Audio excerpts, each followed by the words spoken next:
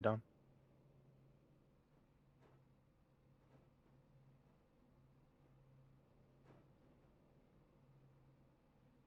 Hello, everybody, and welcome to the Belly Up Sports Erska Series race here for the Bat Flip Podcast 150 from the Daytona Road Course. Dom Santina here, along with David Westergreen and Emily Harlan. David, we ready to go road course racing?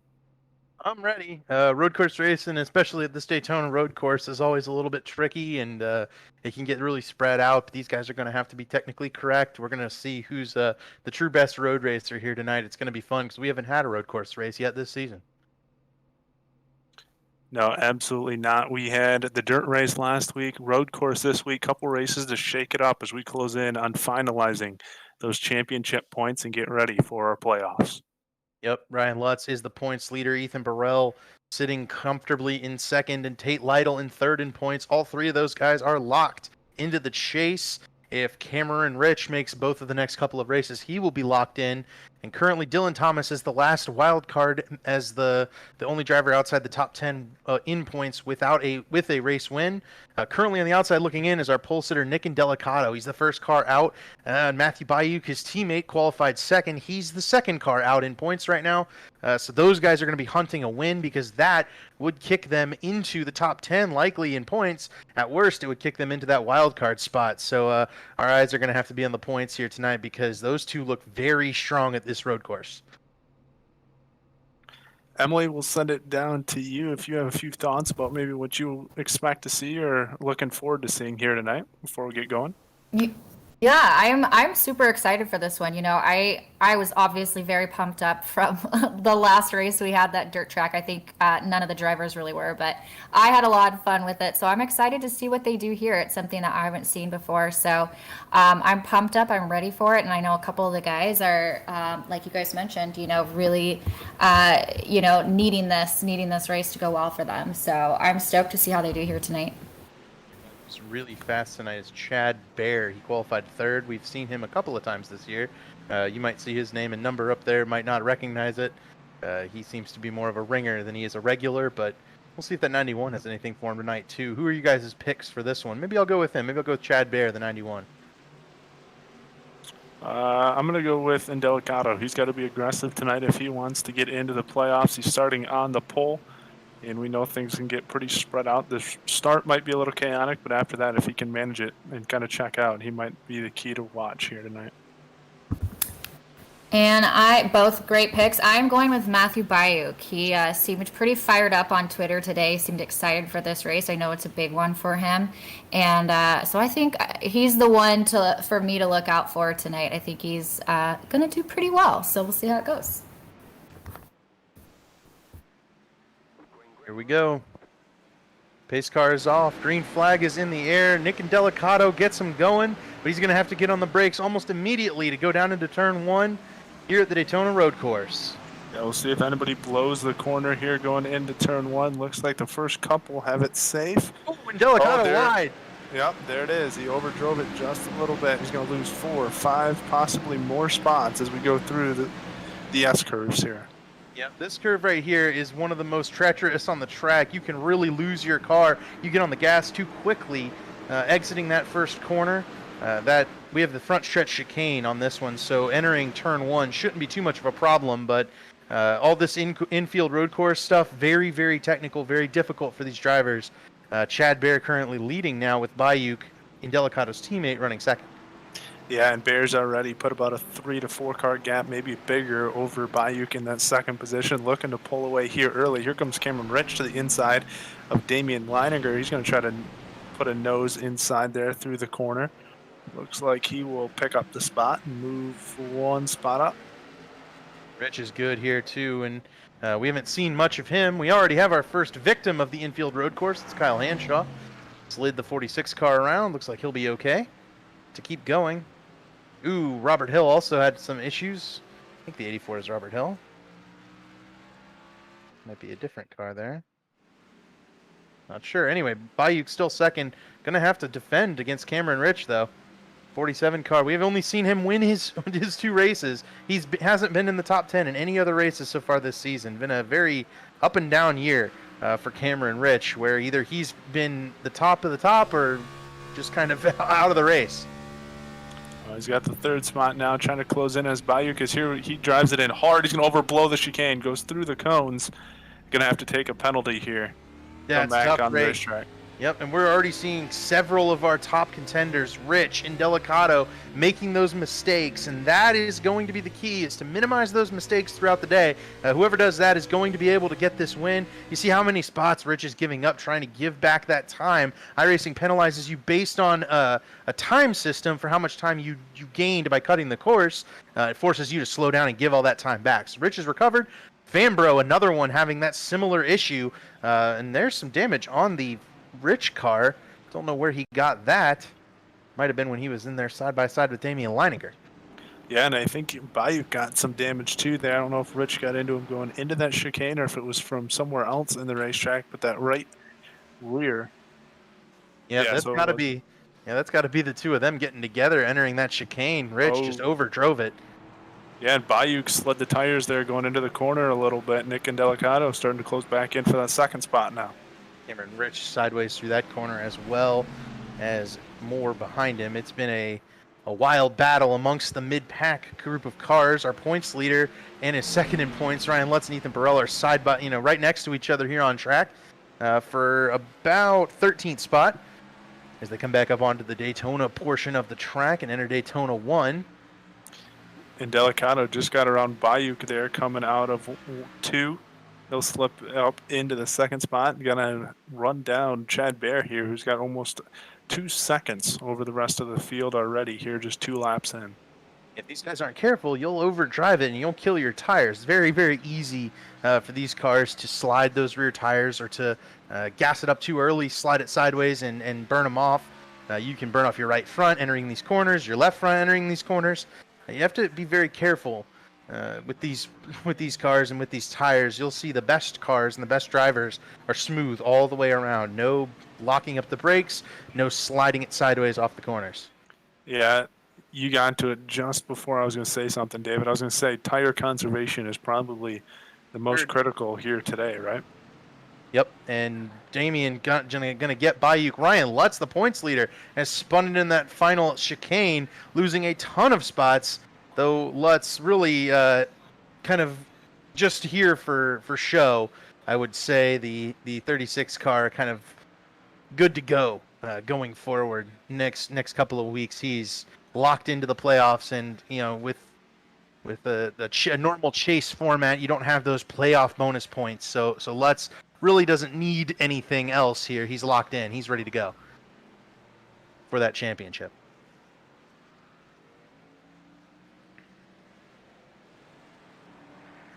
Delicato starting to bite into the lead by Chad Bear ever so slightly. Behind him, it's Damian Leininger, and then Bayuk and Gerald Campbell sitting in fifth spot. Campbell needs a good run today for those points. He is just on the edge of the top 10. 9th in points. I think 8 up on the cut line. Very, very dangerous spot for him to be in, especially if Nick and Delicato wins this race and maximizes his points. It'll be big trouble for Gerald Campbell.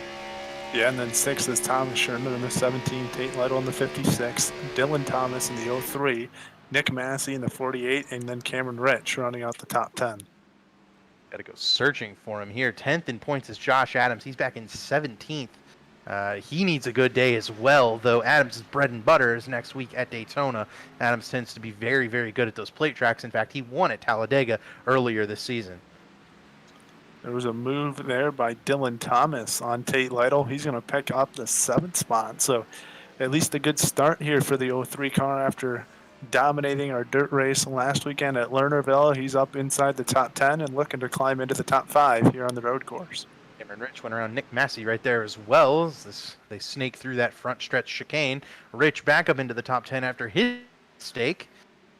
That car doesn't look too much worse for wear despite the damage. Spinner, Ethan Burrell, both of our championship leaders, have gone around off the final chicane. So another tough break for Ethan. He's had a couple of rough weeks here. Lernerville did not go his way, and then this race as well. Just struggling early for Ethan Burrell. We just mentioned it that Rich just went by him, but one guy that made a big jump in the points last week was Nick Massey, jumping, I think, way up into the top 5, didn't he, David? I don't remember exactly. I know I looked at the points briefly, but he made a big jump in points with his finish last week. Sitting fourth in points right now. He's got a pretty sizable gap back to Jared Mogard and James Heater. Mogard, one who's really struggling today, but Massey's been very good of late. He got that win back at, I believe it was Nashville Fairground Speedway, and I expect this 48 car, our defending champion, to be a force to be reckoned with in the playoffs. He's going to be good. Robert Hill around in that treacherous third turn. That thing is just tough on braking, tough on exit, tough all around. That was my worst corner when I ran here a couple of weeks ago for Elite's Xfinity Series. I mean, just a brutal corner. You can see how much faster that corner is than the other. Starting to close up here on the lead, and Delicato has ran Chad Bear down and through the corner there on the backstretch. He has really closed in within half a second, now down to 0.3 of a second. Could have a battle for the lead here through the front chicane. Yeah, and they left Damian Leininger in the dust. Delicato and Bear putting on a clinic on road course racing. Leininger just trying to hang on to that track position, pick up a good finish. The one thing about road course racing is that it's never over, right? All it takes is one big mistake as Matthew Bayuk blows the final chicane. 29 car is going to have to give... Oh, no, that's Thomas Sherman who blew the chicane. He and Bayuk run a very similar paint scheme. Sherman gives it all back before heading on his way. So a tough break for 6th place Thomas Sherman. He'll be back in 11th. Yeah, Chris Wright just getting by there, cracking into the top 10. Another one of those guys who won a couple of races but has been very inconsistent is Chris Wright. And that's kind of not how he ran in other series that I've seen Chris Wright in, and last year as well. Wright's going to need to take a step forward, I think, if he wants to win this championship. Well, you were a little ahead of the game there, David. Bayuk just blew the turn 1 corner. He was on the heels of Damian Leininger, challenging for that 3rd spot, and goes through the corner into the outside wall. Sherman also blew the corner, so a rough corner for light green cars, I suppose. The running order is going to shift on us, guys, all the time. We're doing our best to catch everything, but we're certainly going to miss some of these incidents. Bayuk, you can see, has fallen way back of Damian Leininger into the clutches of Gerald Campbell. And then Sherman no longer even on the radar there, back in 12th, some 10 or so seconds behind Bayuk, even though he was just behind Campbell a lap or two ago. And in Delicato, oh, there's another car around. That is not what Josh Adams needs. Adams really needs to keep this thing clean. He is 10th in points, and the guy who's chasing him is currently running 2nd. So Adams needs as many points as he can, and this race has not started out well for the 95. Yeah, gonna spin it around. Oh, contact between our leaders. Crossover move. Here comes Delicato to the inside. Does he have the line through 3 and 4? Delicato blew the first corner from the pole, but has ran Chad Bear back down, and Delicato is going to take the lead at the Daytona road course, and Bear's just going to give it to him here entering the chicane. On that back stretch chicane, he got on the brakes earlier than Bear, out-braked him, and then kind of just rolled through, gave him a little nudge, and then crossed over underneath, made the pass work, and now he's back out front here on lap number 6. Right there is Damian Leininger, too. Got up pretty close to those guys compared to where he had been. He had been over 3 seconds back, jumped it up to 2.5 seconds behind. But right now, I mean, the fastest car on track is this 01. Second fastest car on track, I believe, is going to be the Cameron Rich machine. So he's up to 7th, and that one's moving. In fact, he's going to take 6th from Tate Lytle right here. Yeah, good battle back here between Rich, Lytle, and Dylan Thomas. We'll see. Lytle's going to go to the outside here. We'll see if Thomas can sneak underneath and try to take a spot. Ooh, Lytle got really loose in that corner. Yep, Tate is trying to maintain around Rich, but really just trying to hold off Dylan Thomas back there. That is all happening way behind Nick and Delicato, who's just rolling it through the infield section of this road course with ease, I think. This 01 car looks very, very stout. Going to be tough. He's going to have to make some mistakes, and we've seen him make one, but he's already atoned for it moving back to the race lead.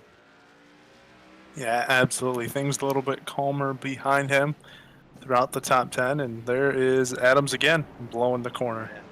Like I said, that's the tough corner. That was my least favorite corner. You get it in too hot, You can get in the gas and loop it exiting. It's just an annoying and difficult corner. With the track currently at 138 degrees, with an 87-degree day in Florida, these guys are going to have to be very gentle with the throttle input, because with that slick track, it's going to be very easy to loop the car, both entering the corners and exiting. I think we're also going to see some, substantial tire wear with these guys lowering speeds throughout the run pretty drastically and giving kind of an advantage to short pitting. What do you think the pit window would be? I know we only got 42 laps here, but when would you expect them maybe try to split it in half? Well, if you can split it in half, I think you can probably only run 14 or 15 laps. So I Okay, think you'll so- probably try to do 2 stops here. Probably try to go, until you can get it on a 3-stop race, or 2-stop race rather. So, 42 divided by 3 is 16. No.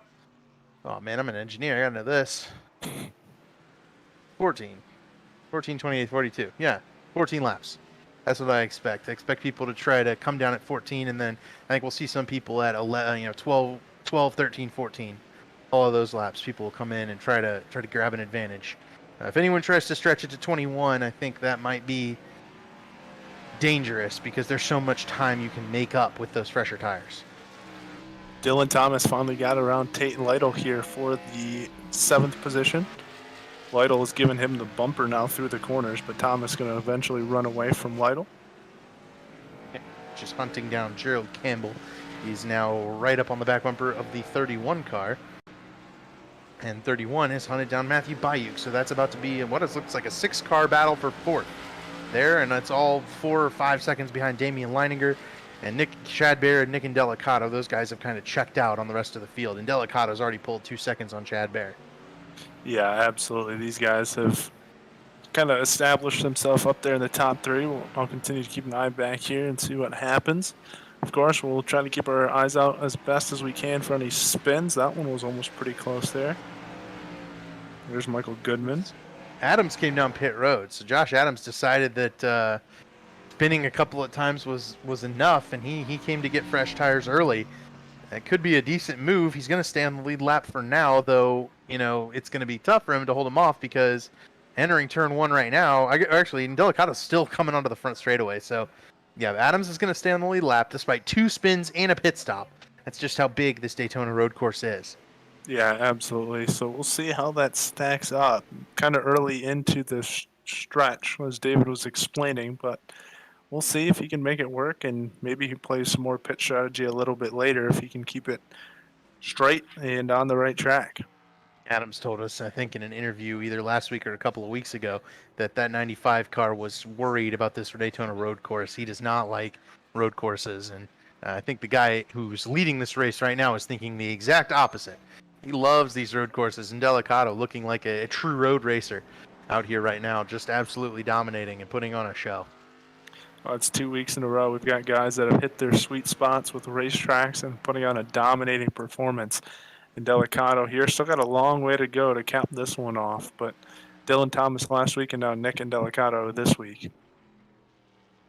Yep, it's going to be tough for these guys to see if we can, challenge some of these road racers up here as well, because we don't have a caution on this track. Johnny Thomas just put it in the chat. There's no halfway caution. Johnny, if you can chat for us if there are any halfway points, that would be welcome, because some of these guys, especially race leader Nick Indelicato and Gerald Campbell in 5th and Matthew Bayug in 4th, could really use those halfway points. Burrell around again. And Burrell has gone around once again. So I've been watching this battle back here, just at the back half of the top track 5. here. 2 teammates going around at this same point, not same point, but same lap here. Yep, it's that very difficult 3rd turn on the infield road course. Thing just seems to eat up race cars all race long. Very difficult. As I was going to say, Cameron Rich just got really loose coming through the back chicane. Now saves it from going into the wall. Dylan Thomas going to come underneath. He was all over Jared Campbell about 2 laps ago, and then he started fading back. Thomas caught him, and now Tate Lytle going to take advantage of that slide by Rich and take the 7th spot as well. Yeah, I think Cameron Rich might have burned his tires off trying to make up for his earlier gaffe in this final chicane. Yeah, that would make sense with the way he was driving and the way that car is reacting now. Very much kind of seems like that car unable to save those tires nearly as well as it was earlier, and maybe he's being a little hard on his stuff there. Lap 9, you can pit here coming up soon to try to make it to the end, but Rich is going to be losing more and more time to those race leaders that he might have been able to run with had he not blown that chicane early in the race. Yeah, and I think we're really starting to see a lot of these guys start to really struggle. Ooh, I thought Thomas was going to get into Campbell there, but I think a lot of these guys are starting to struggle a little bit with their tire wear. You can see it, cars sliding around the racetrack and really having to wheel it to keep it straight. Yep. Here comes Dylan Thomas, too. He's all over the back bumper at Gerald Campbell. Seems like Gerald's car giving up a little bit to some of these guys that are hunting him through one of the more sweeping corners on this infield road course, and then the turn that sends us back onto the main straightaway. Dylan Thomas has really come on strong. You know, he almost won North Wilkesboro, had the dominant car there, and then he just absolutely blistered the field last week at Lernerville. Dylan's maybe got an opportunity here to show out if he can run well at this road course and really lock himself strongly into the playoff grid. Yeah, absolutely. Good run again for the 03 car. We'll continue to monitor his progress. There's a 5-car tandem here with this one. We'll see as they go into the chicane here if Thomas can make a move. Oh, it looks like Bayuk got her on Leininger for the 3rd spot. Just up ahead of Campbell and Thomas. Yep. Leininger went and bounced off of the turtle. Entering the track, and that got his car really squirrely. So Leininger, a slight mistake there, and I think he might have even gotten the penalty for that. You got to give back some time. So Damien backing up a little bit to the field behind him, and he's given up, I think, 8 seconds or so in the last couple of laps to Nick Indelicato, the race leader. It's just it can come to you so quickly and then go away so quickly. If Indelicato goes off track one time, I mean, that's all it takes for that 6-second lead over Chad Baer to be completely erased. Oh, Leininger sliding through the grass, entering that 3rd corner. He almost lost it entering and almost took Matthew Bayuk with him. Well, Tate Lytle's on the move. He got around Dylan Thomas and Gerald Campbell back up into the 5th position. Yep. 56 car on the move now. Ethan Burrell has looped it for the 3rd time in this race. A really miserable day early on for Ethan Burrell. Luckily for Ethan, he's already locked into the chase in the playoff picture. So this race, somewhat meaningless for him. He's just going to try to gut it out here and get the best result he can. Okay, Lytle does look strong. This 56 car really enjoying that clean air now that he has some. Out from behind Gerald Campbell and Dylan Thomas, who continue to battle behind him. Yeah, 4-car battle back there. Dylan Thomas, Gerald Campbell, Nick Massey, and Cameron Rich coming in as well. Yeah, old Nick Massey sneaking up here and into the top 10, 8th spot, and Sherman has looped it for, I think that's the 2nd time. Thomas Sherman's, and the thing about these road courses, they're so rhythmic that your mistakes can compound. You see Sherman goes ahead and parks it, even though, I mean, there was no damage on that 17 car. He just, out of the rhythm, out of the groove, unable to really get anything going. Challenge for 7th back here. Massey just blew Thomas away through the chicane. Yeah, I wonder if Dylan Thomas uses tires up a little bit, trying to get around Campbell. He's falling back a little bit, going to fall back into the clutches of Cameron Rich as well for the 8th spot. Thomas might have really pushed a little bit harder once he was in there behind some of those guys behind him. Oh, Campbell. They're good. Dylan Thomas is really struggling through the chicane back there. Thomas hopped the curb. I thought he was going to get a penalty for that. Hasn't backed off yet, so it looks like the 03 car is all right.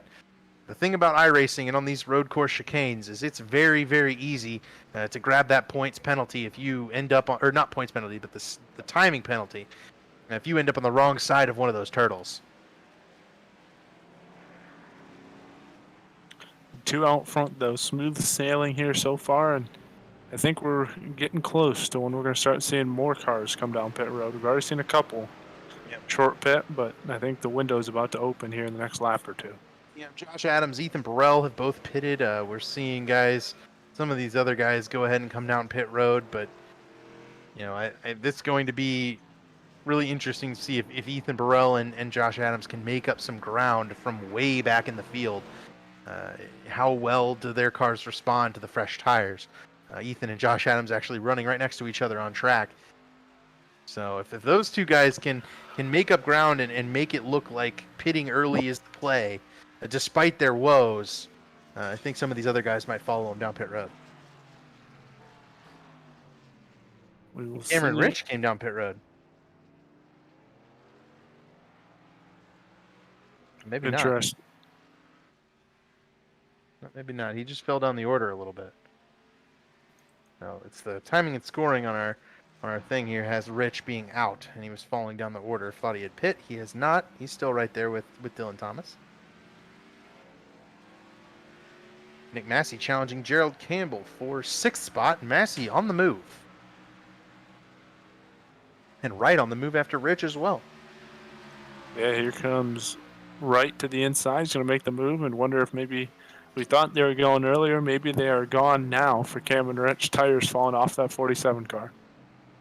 Yep, he seems to be a little bit difficult there. For Cameron Rich. He's going to challenge right back, though, through the front chicane, so not too bad. I guess for that 47 car, looks like he's okay. Having a decent top 10 run so far. We know he hasn't finished in the top 10 aside from his 2 race wins.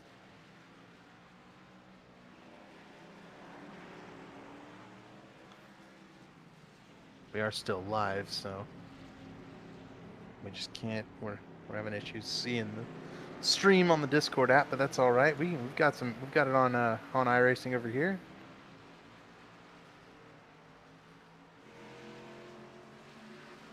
You 12-second gap for Nick and Delicato over Chad Bear. Yep, Chad Bear is and doesn't have anything for that 01 car. He is very, very strong, an absolute dominating performance so far. And Delicato's going to have to pit, though, at least once, probably twice. He's going to have to risk making those mistakes, but he can give back a lot of time. When you have such a huge lead, it's really all right to make a few mistakes, not be absolutely perfect. And Delicato's been more than perfect the rest of the laps. Yeah, just biggest thing is just making sure you get down to pit road speed and keep it there. He's coming in for tires anyway, so it's not like he's trying to save tires getting onto pit road. So just make sure you get speed, don't speed on pit road, and you'll be fine.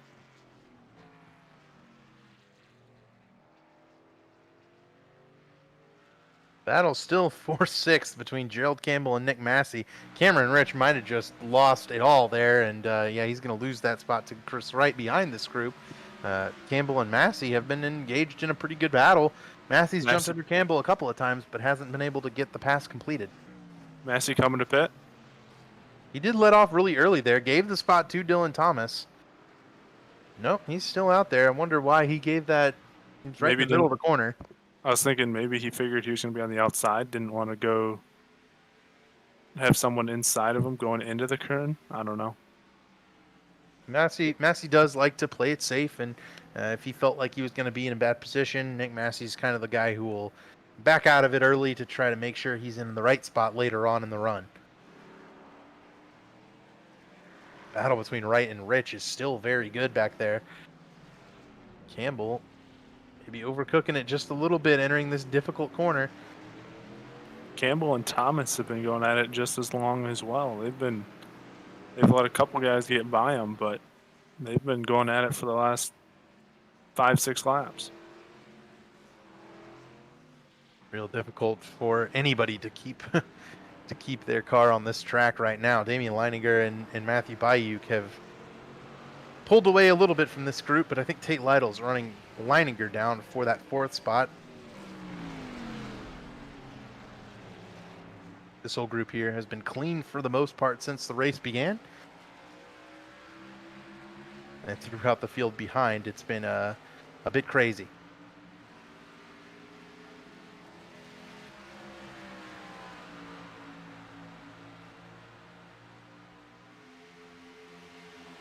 Ryan Lutz is engaged in a battle back for 14th with Joe Francis. Nick and Delicato right now, even on these old tires, is 2 seconds a lot faster than everyone else.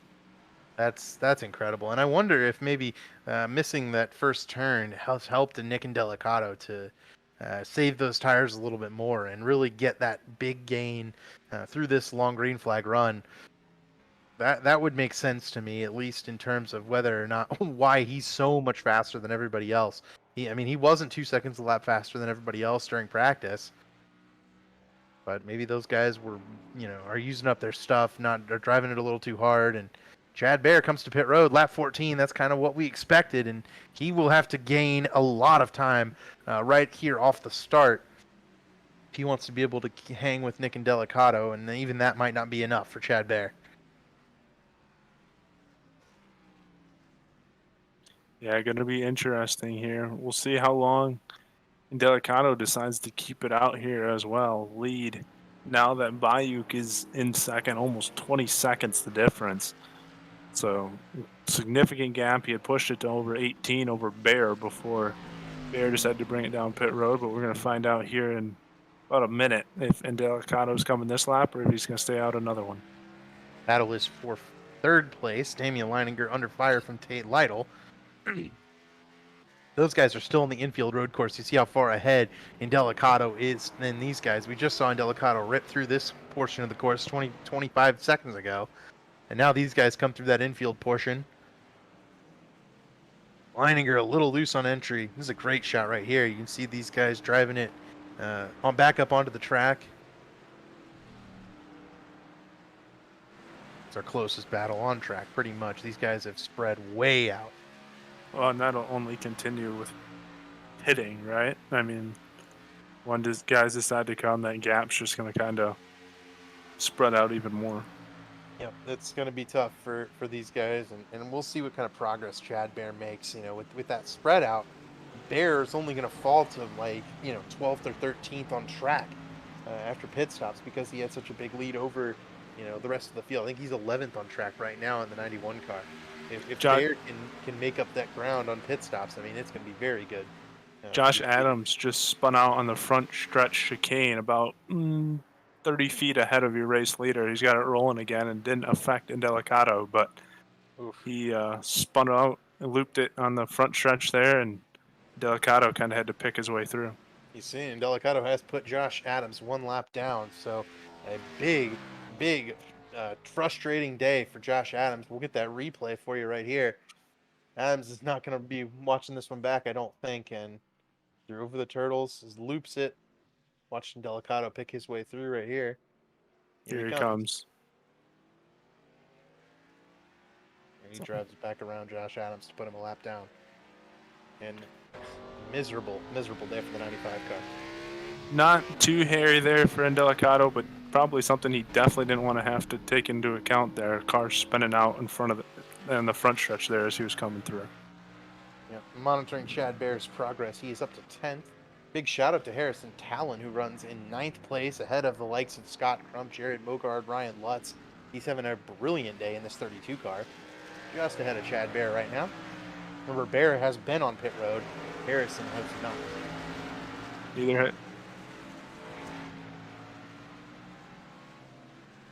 Neither has Indelicato, Bayuk, Lytle, Leininger, Thomas, Massey, Campbell. Right, really everyone. So Bear's the first one that has pitted that is inside the top 10. A really strong run here for Bear. It's going to be a question of how many seconds does Indelicato take to pit. Does Chad Bear gain enough to get that lead back that he could potentially use to sneak up, back up close to the back bumper of Indelicato over the course of 2 pit stops through the rest of the race? He is gaining time, though. I do see that it was 45 seconds. It's down to 43 seconds now, the difference. Well, Delicato's on pit road, so that's all the seconds for Chad Bear. And if he roars by on the front straightaway, the 91 would reclaim the lead over Indelicato. Bayuk, I believe, stayed out. So Matthew Bayuk's going to lead a lap should he stay out next time by as well. and Delicato did cross the line as the race leader. So now Bayuk has the lead from Delicato. It took that long for Delicato to lose the lead on pit stops. I think he's going to hold off Bear here. Yeah, It's going by to a be lot. pretty close, but I think he's going to hold him off. Bear hasn't even hit the start finish line yet. He's at the line now, and Delicato's coming off pit road. So yeah, it gained him a little bit of time. You'll see him in the rear view here, but Delicato's going to have 10, 15 seconds over Bear and fresh tires.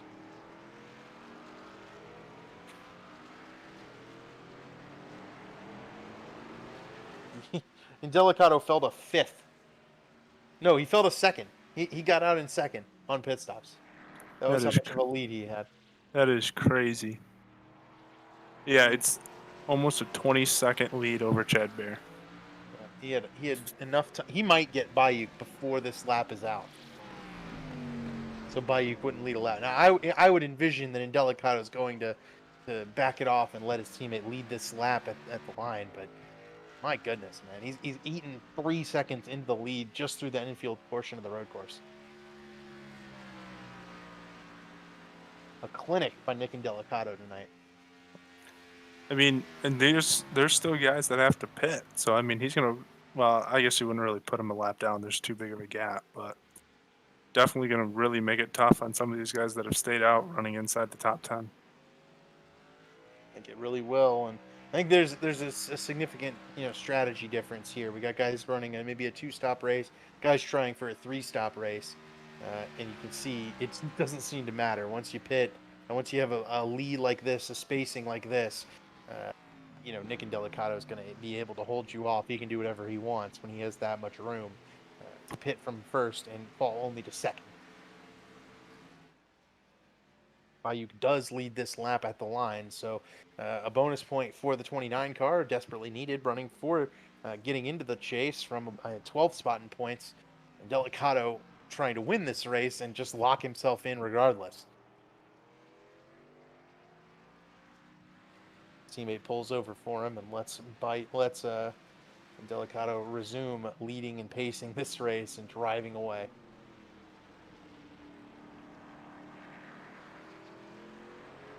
Cameron Rich just disconnected from the server. I don't believe that was intentional.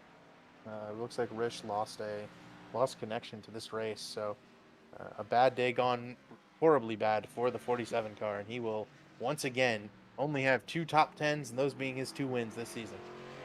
And it was a big race that he needed to have at least a decent run in here for the championship, right? To stay inside the top 20 in points, I believe. We'd have to ask Johnny Thomas whether or not he truly needs to do that.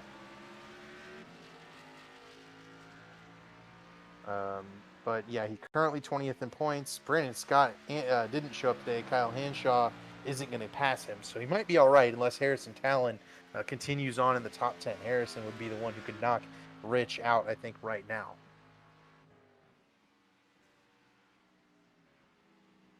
Behind. He's got to gain 40 some odd points on Cameron Rich, though, in the next 2 weeks.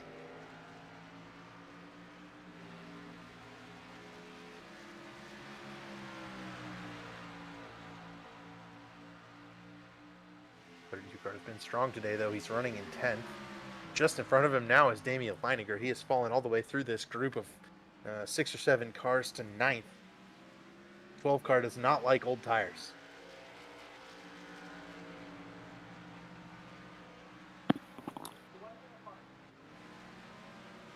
Yeah. Dylan Thomas is trying to catch Tate Lytle, but now he's got Chad Bear in his rearview mirror. Yep, Chad Bear has run back through this field. He's 16 seconds behind the race leader of Nick and Delicato. Bear looks good, but just doesn't look fast enough. I think the short pit strategy hasn't really worked out for him, and I think Josh Adams has had another excursion.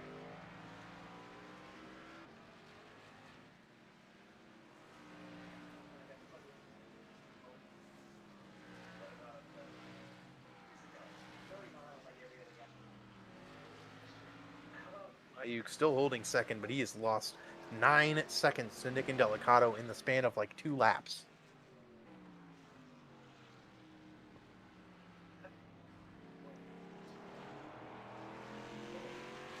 So within the next 3 to 4 laps, you should probably see these guys that haven't pitted hit pit road.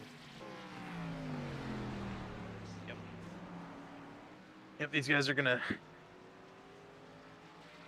A lot of these guys are gonna hit pit road, and they're gonna try to make up as much time as they can. But Nick and Delicato already has another 10-second lead. So Leininger off track, and he's gonna lose his spot to Talent. That car has been evil since he kind of hasn't pitted, left it out on those older tires.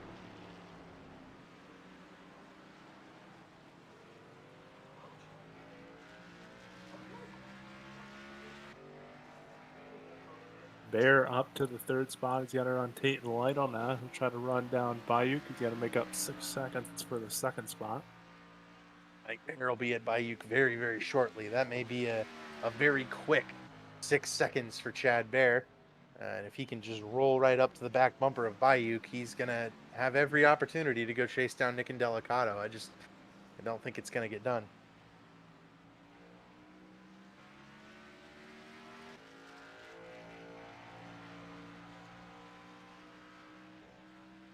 To put it in perspective, the last lap previous to the one that Bear's about to run, and Delicato was almost 3 seconds faster. That's gracious. In fact, actually, just at that last lap, he is 2 seconds, 0.9 faster at the last lap. Jeez. Battle is for 7th. It's between Gerald Campbell and Chris Wright. They're going to do their best to sort things out on the infield road course here. Wright has kind of hunted Campbell down. They're chasing Massey and Dylan Thomas in front of them. Harrison Talon is there in the rearview mirror, 9th place, trying to hunt these two down. Hey, don't want to. Ooh, Campbell overcooks it. He's going to slide. Oh, I thought he was going to spin out right into Wright. Gerald still squirrely in that 31 car.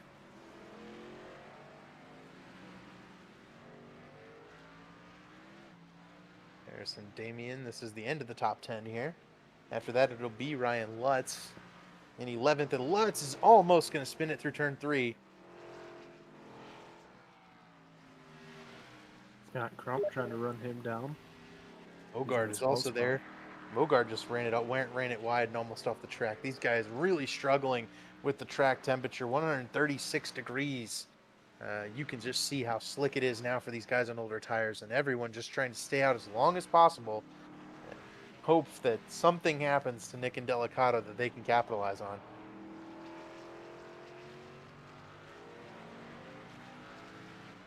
And there it is. Chad Bear is into the 2nd spot. Oh, no. Sorry, just updated. Bayuk still has them. Gap's down to about 2 seconds, though. Yep, Bayuk Bear, and whoa, someone blew the 3rd chicane. I think it might have been Richard Hines.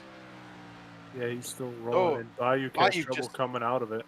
Bear's going to get him for that 2nd spot. Yep, that's it. Bayuk for Bear. 2nd place up ahead.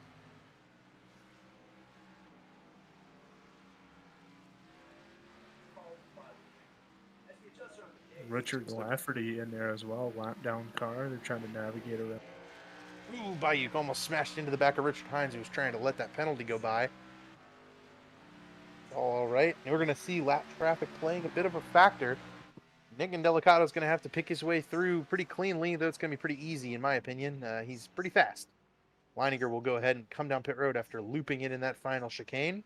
And that'll probably be the last pit stop of the 12 car. He has been very, very squirrely since getting it sideways earlier in this run. That car did not like older tires. No, not at all. Closing in on the halfway point here.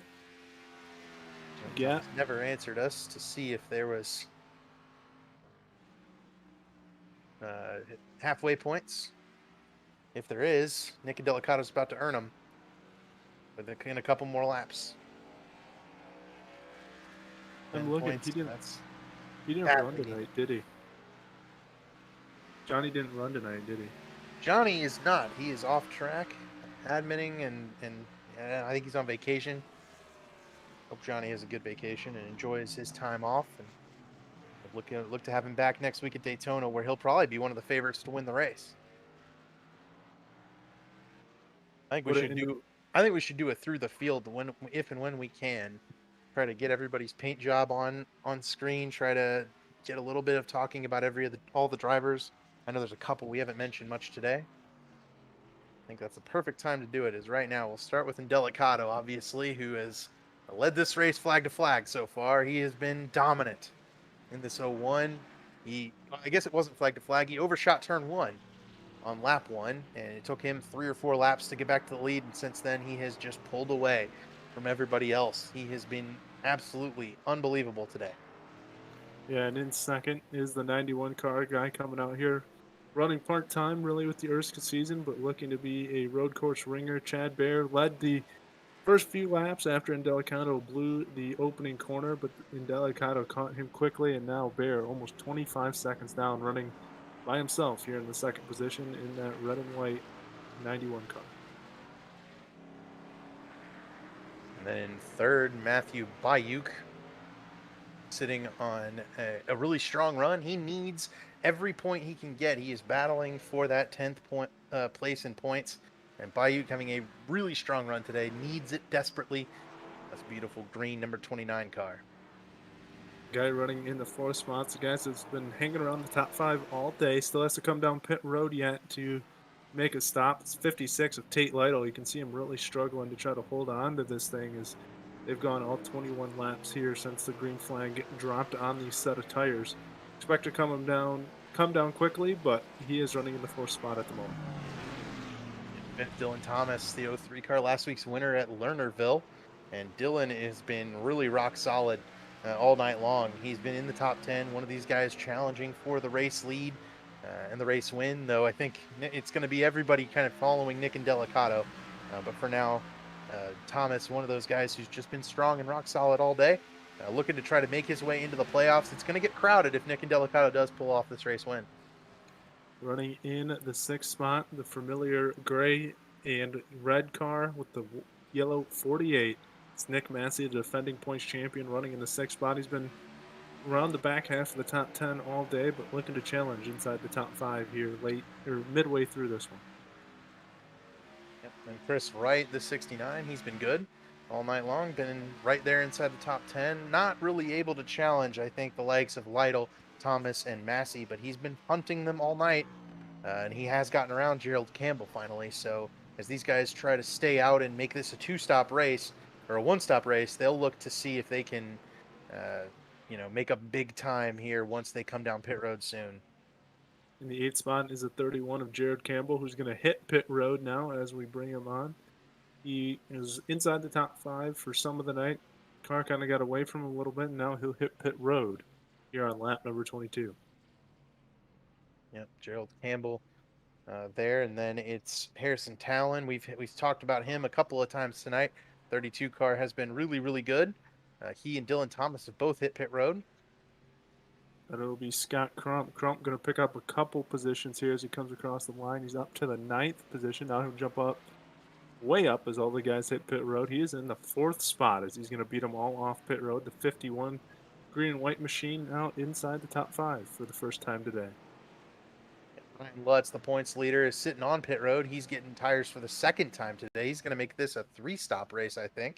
And Lutz has been okay here at these road courses. He will tell you they're not his strong suit, but he doesn't mind. He likes running them, and he'll do his best every time out. And they don't really fit his driving style. Lutz very aggressive and very much the kind of guy who can be smooth on the brakes and into the corners, but he likes to rotate and let that car drift up the track and run high speed through the corner. And you can't do that at a road course. You have to brake. You have to slow it down a lot. Just doesn't quite fit Lutz's driving style. Guy that's now in the top 10. Haven't really talked about him at all today. It's a 50 car. It looks pretty clean and nice. That Ford Mustang of Joe Francis now running in the top 10 here after the guys hit pit road.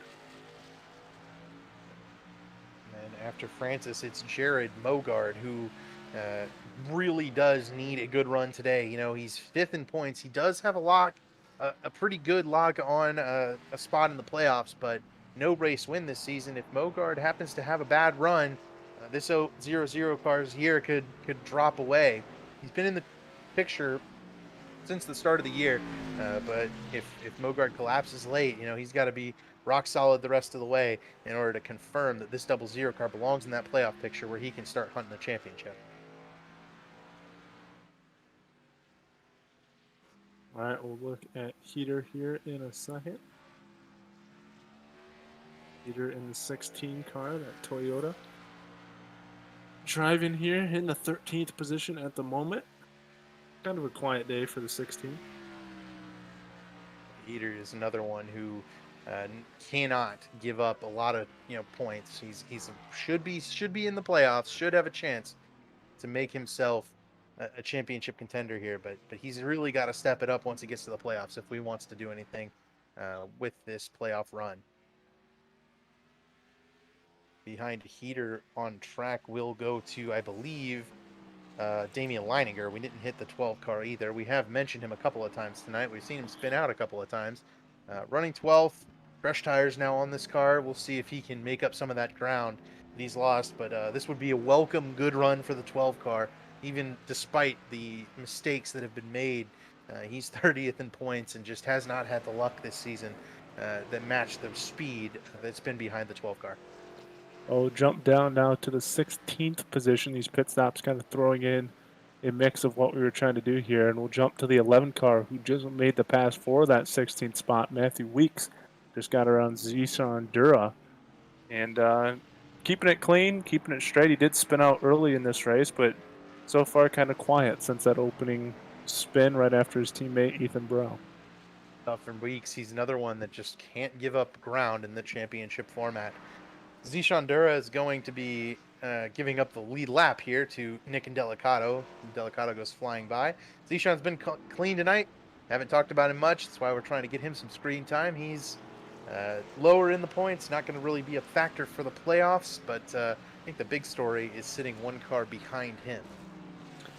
Yeah, that is the 37 car of Ethan Burrell, one of your top points guys on this season. Really been making nothing into something for a few races this season until he hit the dirt track last week, had a bad break there. Now he's currently in the 18th spot, one lap down.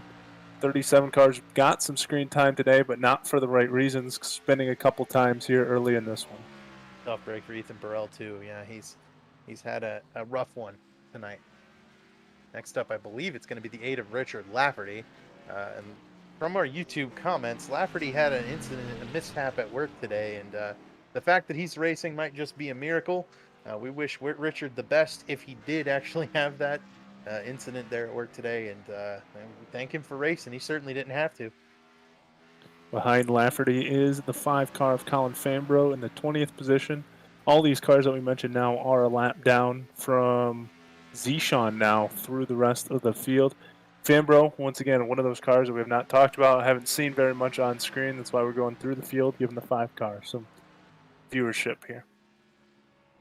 Yeah, and Fambro is really fallen out of the playoff picture. And, another bad run here, and that's going to really put a damper on his potential to make it into the playoffs. Behind him, another guy who hasn't really been there all season is Richard Hines. This 81 car has been kind of a mid-pack car all year. Good to get a look at it. This was the Talladega paint scheme that they ran to try to raise awareness for, I believe that was children and, man, can't remember what our goal was there at Talladega. But the Lemonade School was really cool, and Richard's running that paint scheme all season. Behind him is a 45 of Jordan Owens, a guy that really hasn't had much camera time all season long, kind of running mid-pack or back half of the field, but here he is running in the 22nd position. Jordan's been getting better and improving some of these other tracks, and I've seen Jordan really start to come into his own, especially in the truck series. So he's going to be the kind of guy who can maybe make a waves in the playoffs here from a non-playoff driver perspective. Another guy who's just seemed to have bad luck every time he shows up to the track. Robert Hill was one of the first cars around today. Other than that, car looks perfectly clean. I think this 84 car looks nice and should be a good, solid run for him, even at 23rd. He's still on track, 1 lap down. It's going to be tough to beat Nick and Delicato, but if Will Hill can keep it clean the rest of the way, I think he'll be all right. And if I can take this next one, because I gotta get Michael Goodman back for calling my car ugly last Thursday in our race. I run a Cubs paint scheme, and Goody went and made this Brewers paint scheme to combat my Cubs paint scheme. And Goody, car looks ugly. It's terrible, and we wish it the worst. No, I'm just kidding. It's fantastic, and Goody's awesome, and we love him, and he's gonna do his best out there. Road courses aren't his. He likes road courses about as much as I do, which is not at all. So. I was gonna say it's your favorite paint scheme on the whole racetrack here tonight. Yeah, that's why we had to do it. We had to give the Brewers paint scheme a little shout out here, even if it's just so horrible. Behind Goodman is Josh Adams in the 95 car, a guy who needed a quality night tonight. Maybe overdrove the racetrack just a little bit off the start, spun it out a couple times, and then compounded it with a couple more spins. See, there's been some damage to that 95 car, running in the 25th spot, 1 lap down. The last guy actually on just 1 lap down. I think that's the last one on track. Everybody else is multiple laps down, so Adams just having oh, Leininger just went flying off the track. I think Leininger's day might be done. Oh, man. Tough break there, and yeah, man, I just don't even know. Leininger went flying off the track. We can't see the screen, by the way, Tim. We still can't see it. Every time you minimize. If you minimize it, we can't see it.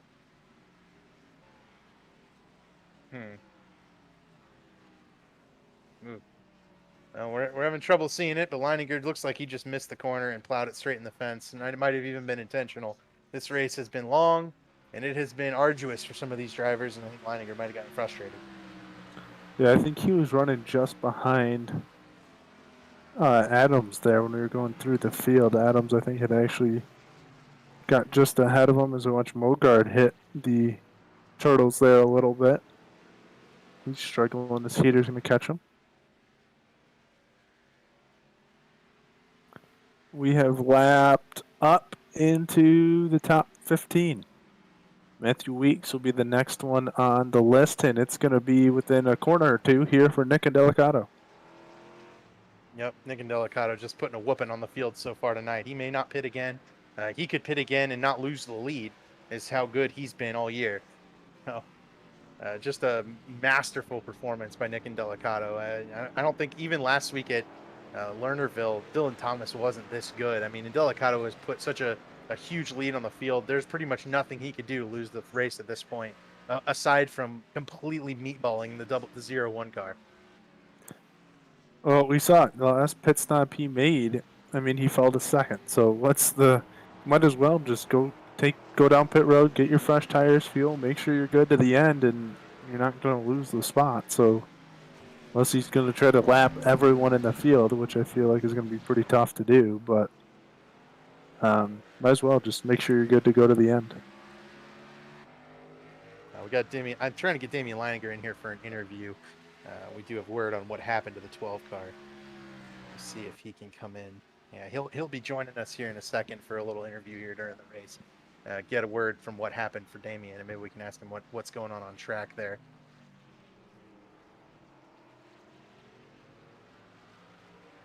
Let me bring him into the booth now. See if we can get Damian in with us. We'll send it down to Emily for some action today. Hey, Damian, do you have a copy?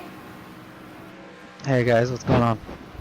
Hey, so can you just kind of take us through what happened for you out there?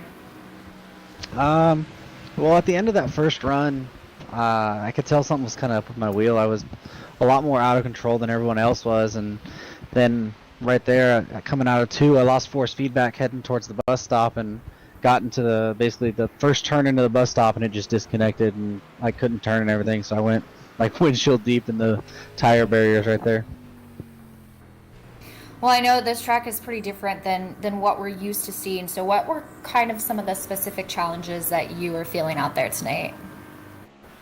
It was just really about trying to get it like braking straight as possible. If you don't, you can really start wheel hopping, and then making sure that you time your downshifts to the right time. I mean, I felt pretty early I was pretty solid and I was fast. I was holding up with those front two about 2 seconds ahead of me, and then I just started falling off the pace. So I don't know if that was something with the wheel or if I was overcooking it or what it was, but it was just the brakes were really weird, and you just had to make sure that you were, like I said, braking as straight as possible so you didn't wheel hop. There are a couple guys that have kind of been out front all night long. Do you have any predictions on who you think is going to take this thing tonight? Oh, Nick and Dell, he's a different breed on these road courses. I mean, there was at one point he pitted and I think he still came out in second or something like that. That's just how much of a lead he already had, and he waxed us all last year as well. And I knew coming in tonight he was going to be one to beat, and I think he's proven it so far. Well, Damien, we always love chatting with you. Before we let you go, guys, do you have anything else for Damien tonight? You got any shout outs for us, Damien, for before we let you go? The Batflip podcast. I mean, I know tonight's the sponsored race of it, and I wish I could have done better, but just how my season's gone pretty much so far. But thank you guys for all you guys do, and broadcasting this so people can watch us. Great. Thanks so much, Damien. All right, thanks, guys. Thanks to Damian Leininger there for jumping in with us for a second, and we'll send him back to the team chat for Apex Sim Racing. And we thank Damian for going ahead and sponsoring tonight's race. We do appreciate him being able to put this thing on for us. So Closing in on 10 laps left to go here on this one. Still about 13 or so left to go. Man, oh man. To put it in perspective, the gap is 1 minute and 13 seconds between Nick and Delicato and Tate Lytle. So it looks like Chad Bear has gone down pit road. Or no, sorry, my timing and scoring just updated. 43 seconds between Indelicato and Chad Bear. Yeah, and Delicato is, and as Damien said, just a different breed right now. He's in a different zip code from these rest of these guys. I think he could pit right now and not lose the lead. Well, here comes Bear down pit road. He will hit pit road here on lap 29. I don't even know if zip code's the right thing there, David. He might be in a whole nother country the way he's driving tonight. Yeah, this has been a otherworldly performance. It's just difficult to talk about it, man. How many times can we say Nick Delicato has just been impossibly good, just to the point of blowing away everyone in the field? This one car has just been rock solid all night long.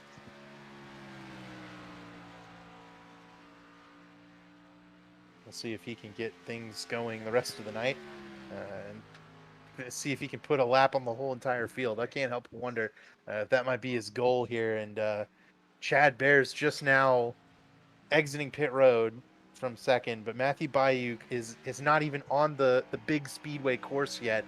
I mean, he's practically about to get back to the front stretch chicane before Bayuk even enters the back straightaways for the big track in second place. I mean, that is just incredible. It's what a huge gap. Yeah, I think the only one that would probably be hard for Indelicato to get would be Bear. Yeah. Just remarkable, man.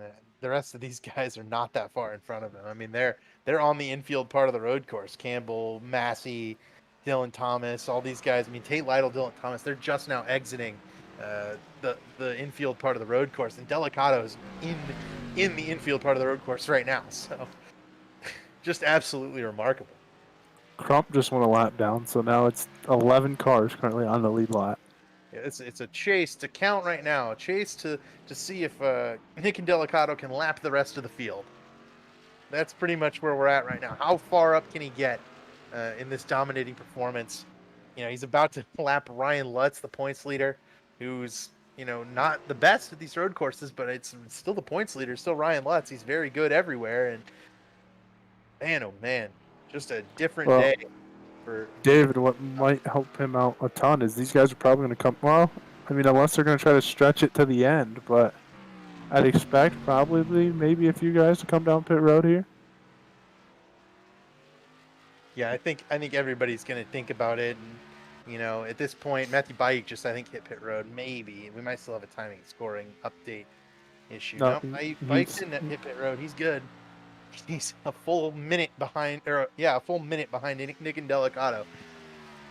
Oh my goodness. And Delicato just on a different planet. A full second and a half ahead of Matthew Bayuk that last lap.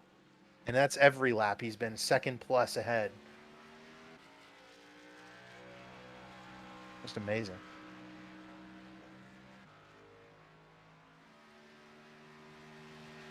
Here comes Francis down pit road. That'll be another lap for someone for Nick and Delicato to put a lap down. He's up to 10th now. Man, oh man. And Adams is about to go a second lap down to the leader. And Ryan Lutz, that's your first car that isn't one lap down to Nick and Delicato back there, back in 10th place. Points leader trying to get everything he can before the chase.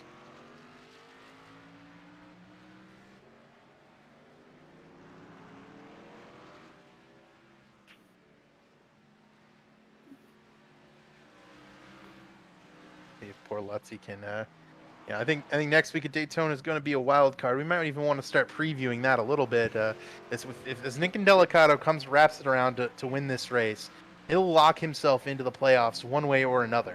Dylan Thomas having a good run, that's going to kick Adams out of the playoffs. I think Adams is going to currently be out. He's going to go into Daytona probably in a must-win situation. This might even kick Gerald Campbell back. Campbell is running in 7th right now, so he's doing everything he needs to do. But if poor Gerald can't, actually he's back in 9th now. So Gerald, that 9th might not be enough for Gerald to stay in the playoffs. And Delicato and Bayuk 1-2. That's probably more than enough for them to jump him and go 9-10 around Adams as well. So that means Gerald and Adams would be on must-win watch because Rich and Thomas still probably have the last spot in there. Although Harrison Talon, if he picks up past 20th, then Cameron Rich is going to be at Daytona trying to duplicate his win earlier in the season and, beat Harrison Talon enough to get into the top 20 again. Could be quite dramatic next week. Well, and we're at Daytona, so. Yep, these cars always put on a good show at Daytona. The package hasn't really been flipped for this group of cars, as we do get a battle for 8th place. Gerald takes it back from Harrison Talon. These cars are going to be side by side every lap next week, which is a stark contrast to this week, which has been a technical masterpiece by Nick and Delicato. Delicato on pit road. I think that's just because he can. I don't even think he needs to pit here. I think it's just because he can. Lap 32. I mean, he did. He went 16:32. He'll finish it off at 42. Delicato won't even lose. He won't lose the lead. He might even lose half the lead, if that. He has a minute lead on Bayuk. Bayuk's not even on the front straightaway yet. He's just now exiting the backstretch chicane, and Delicato's about to head off pit road. I think he wasn't catching cars quick enough, so he just decided to go get some fresh tires. Yep, that's it. He really wants to be able to lap up into the top 10 here. Scott Crump unlaps himself. He'll be just in front of Delicato here exiting pit road. Joe Francis as well. No, I think the real serious situation why he went and got him is because we've been talking about it, right? The racetrack is so slick and so hot. He's got such a big lead. He knows that he could probably ease his way around, but why take that risk? If you got fresh tires, just get yourself a little bit more grip, and now he doesn't have to worry about making a mistake of sliding through a corner or something. Not that would even matter, I don't think. I think he could go off track every lap the rest of the way and still make it home. Maybe not quite that much, but he's such an. He only lost like. We'll see where the line is when we come back across here. And looks like he's about 30 seconds. He lost half the lead by pitting, and he'll be making up time now on Bayuk because he has fresh tires. I think it's just a mental thing for him, knowing that he's got the fresh tires and he's good to go. He doesn't have to worry about anything. And like you said, because he can, right? Realistically, he probably wasn't going to lap everybody, so why not just come down and make sure everything's set and you're good to go. Yep, and they are indeed set. He's unlapped through 14th, so he'll have to chase those guys back down. If he wants to get a lot of a lot of guys on. That would be Jared Mogard in the 14th position that we have to go get first. Yep, Mogard unlaps himself. Mogard, one of those guys who did need a good run today to try to lock himself in for next week. I don't think he'll be locked in. I think Massey will be. Massey should be locked into the chase. I think everyone from Mogard on back might have an issue. So it'll be Mogard 5th, Heater 6th, Week 7th, Wright 8th. I think all those guys are still going to be where they are in the playoffs, in the top 10. Weeks might be falling back in just enough to get into the clutches of Indelicato or Bayuk, but I don't know that it'll be fully enough. And then Gerald Campbell and Josh Adams likely going to probably both fall out. Gerald, it's probably not Gerald's fault, but the two guys are running first and third around him. I mean, Gerald is going to have to win a race, and I've seen Gerald go out when he needs to win a race at a super speedway and do everything he needs to put down a race win, including make a last lap pass for the win. That's what it comes down to. I think my money would be on Gerald next week. He's got everything. He's got all the ingredients. He just needs to get it done. It's frustrating for him too, I'm sure, because he's in the top 10 right now, and it's probably not going to be enough to keep him there. Number one key is going to be next week to stay out of the big one, keep that car clean and up front, and we'll see what will happen. Yeah, you saw last time we went to Daytona. So Cameron Rich did. Yep, absolutely. Here comes Nick Indelicato on I thought you were Mogard on pit road again. I was gonna say, well, he probably could, but I don't know that there would be a point. No, he's got Mogard to put him a lap down. Yeah, the question is, how many times more can Indelicato pit than the rest of the field and still win? That's a good question. One we won't get to answer, but Indelicato does lap 14th. He'll now set his sights on 13th Matthew Weeks, who's just ahead of him there.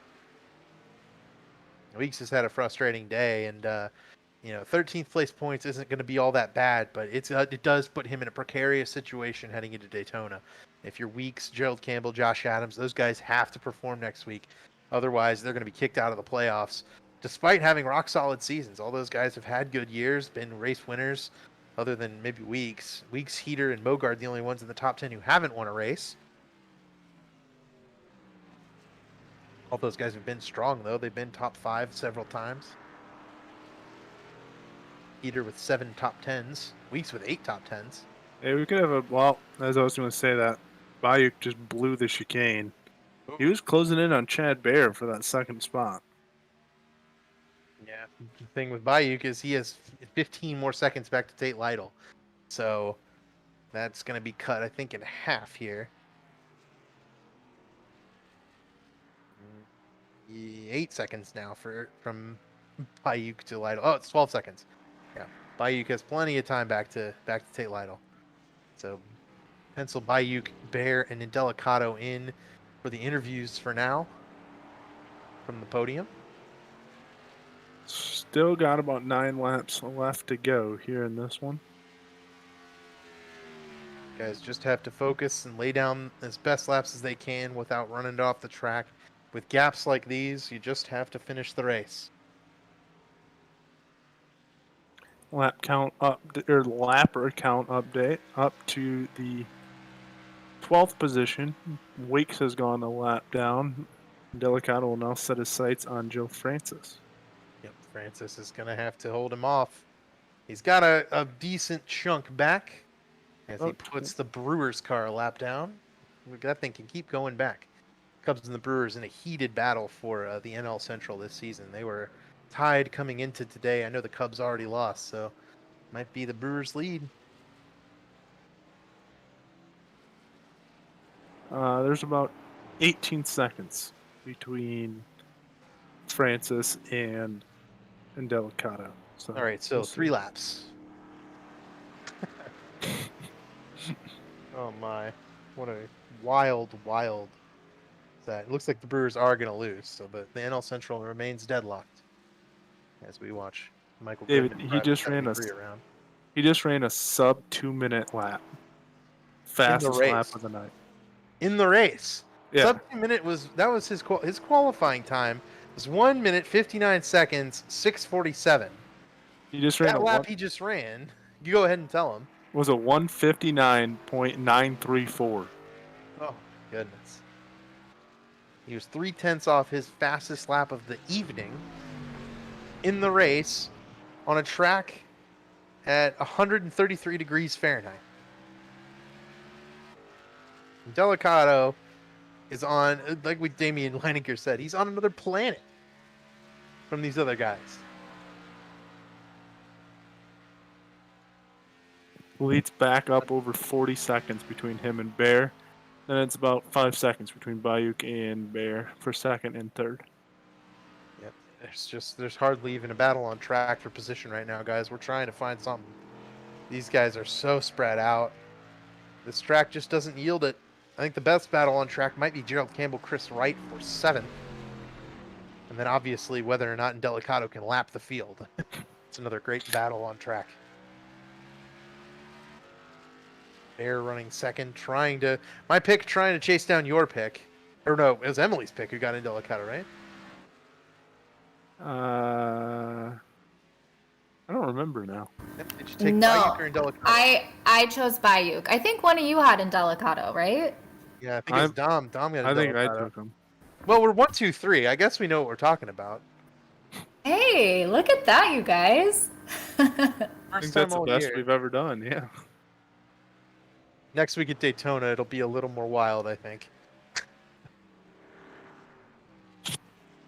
A little more random. We'll have to do our we'll do our homework by drawing a name out of a hat next week for Daytona. Looking back, best battle is Gerald Campbell, Chris Wright.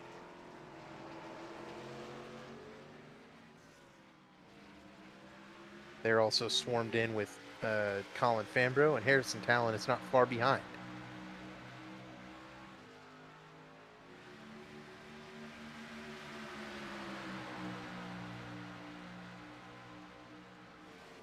You can see the draft does play a bit of a role. The two slightly faster cars line up on the inside and blow away Colin Fambro.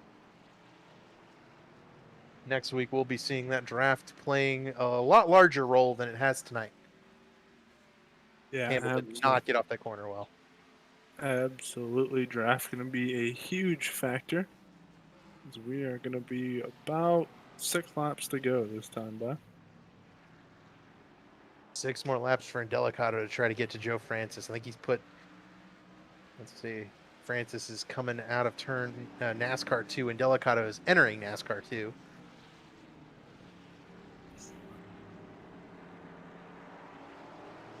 I think he'll get him. That would probably be safe to say that. Francis is in 3, and Delicado's just now exiting the front stretch chicane. Francis hit the line. Right there. Delicado just hit the wall. No, Lafferty got into him. You know what's great? I think Delicado's fine. Likely very unhappy. And he may not pull away, and he may not lap Joe Francis. As long as that car will make laps at a reasonable pace, he can make laps at maybe 5 seconds slower than he has been. And it'll probably still be okay. We need a replay of that, though, desperately badly. Oh my goodness. Almost taking out our race leader, Nick Delicado. Oh my. That was almost complete disaster for our leader. After we've foregone concluded that this thing was over with. He's got so much, I still think it's good. He'll be all right. He's just got to make 6 more laps. That car just needs to be not 40 seconds slower in 6 laps than it was. Should be okay. We're getting the replay now, the Belly Up Sports replay. Thanks to Belly Up Sports for sponsoring this thing, and the Bat Flip Podcast for bringing us the Bat Flip Podcast 150. And here it is, entering this final chicane. Throw it up here and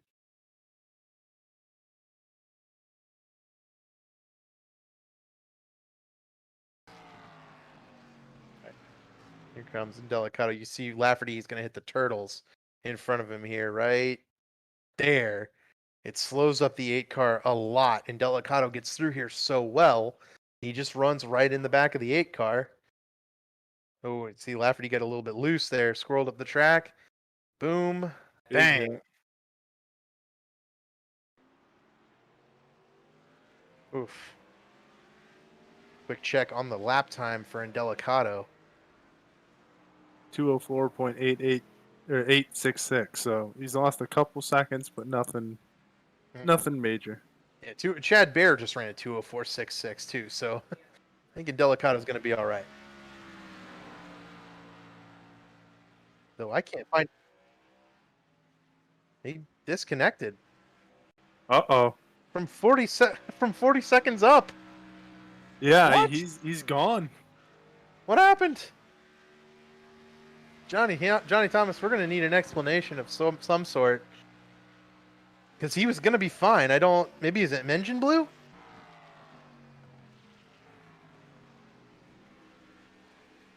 Like, I'm lost, man. Lost for words. Chad Bear takes the lead. 5 to go. All right, now he's definitely heated. Oh my goodness. Oh my. And the bad part there is Richard wasn't doing anything. That was by no means intentional. I mean, that was just at the wrong place at the wrong time. But my goodness, poor Nick and Delicato. My.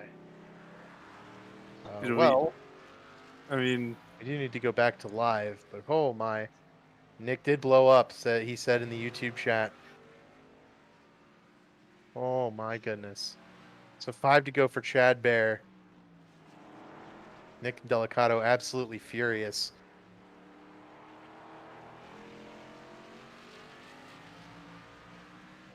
We'll see if we can get him in here. Oh man.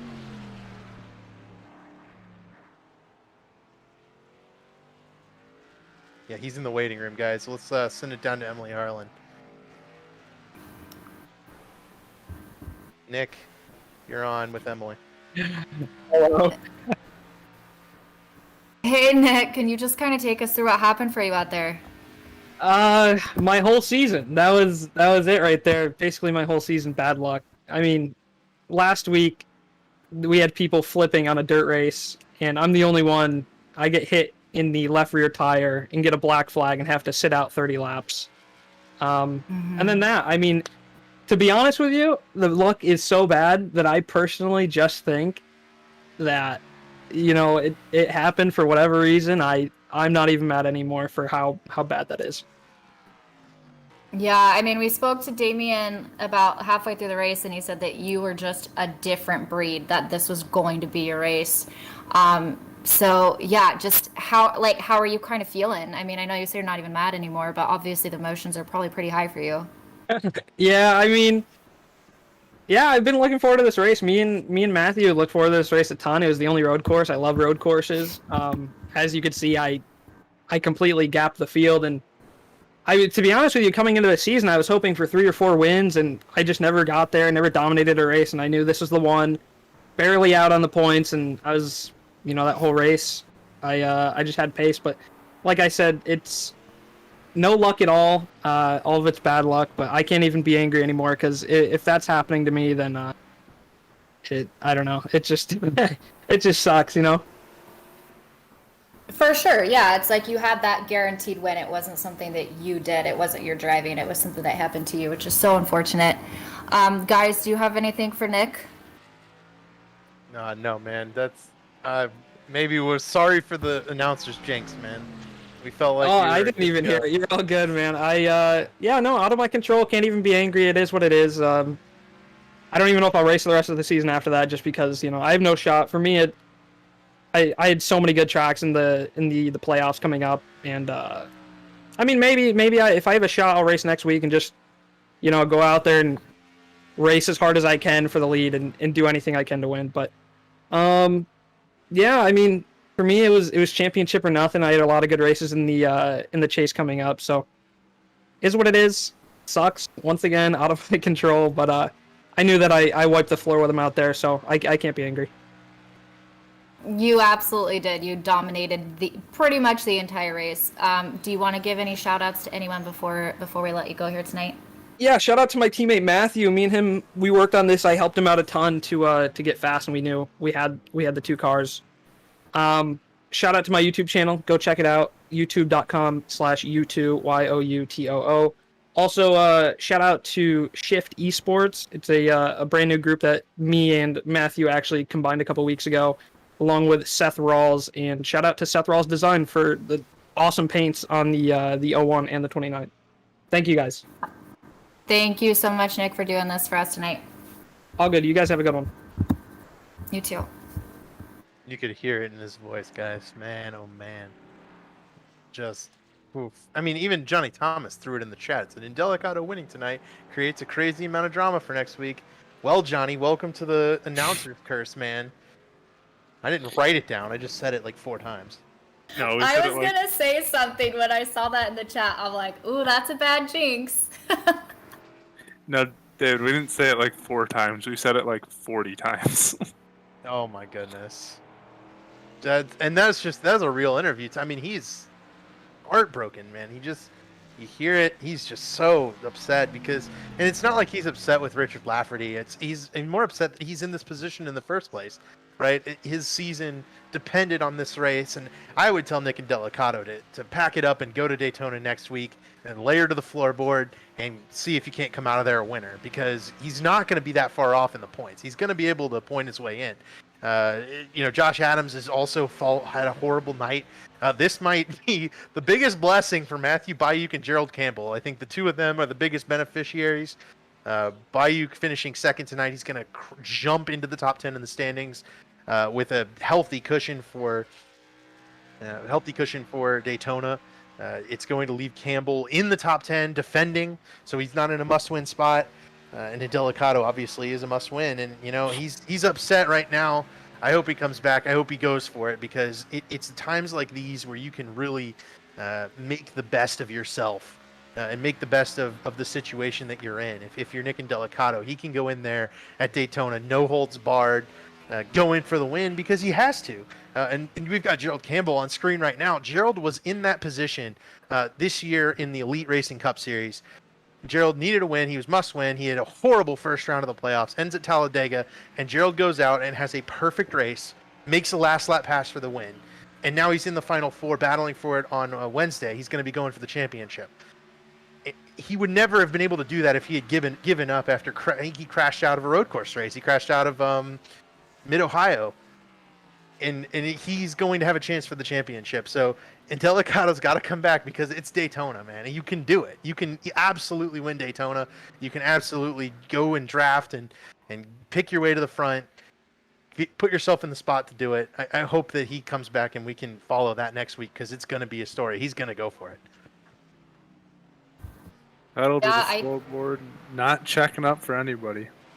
I agree with you guys. I mean, I appreciated him coming and chat with us, because I know that's not easy when emotions are so high, and there was a lot riding on this one tonight, so I really appreciate his time.